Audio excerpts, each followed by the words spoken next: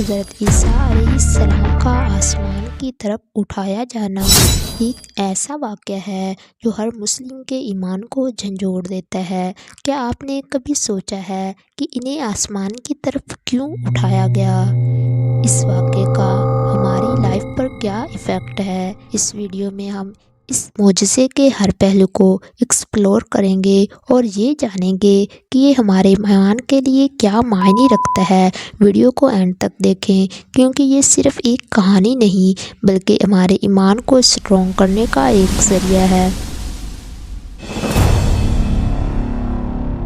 اللہ رب العزت نے حضرت عیسیٰ علیہ السلام کو بہت سے معجزات سے نوازا تھا، پھر بھی یہود نے آپ علیہ السلام کی تکذیب و مخالفت کی اور ہر ممکن طریقے سے آپ علیہ السلام کو ستایا، یہاں تک کہ آپ علیہ السلام کسی بھی شہر میں امن سے نہیں رہ سکے۔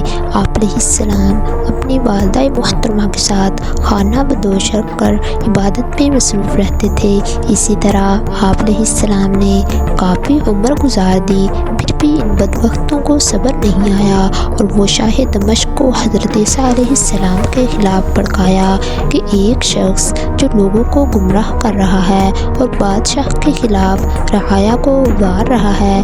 یہ سن کر بادشاہ بھڑک اٹھا اور اس نے فلسطین کے حاکم کو لکھا کہ اس شخص کو گرفتار کر کے سولی پر چڑھا دو۔ فلسطین کے حاکم نے اس کی تعمیل کی اور یہود کی ایک جماعت کو ساتھ لے کر رات کے وقت آپ علیہ السلام کے گھر کا محاصرہ کر لیا۔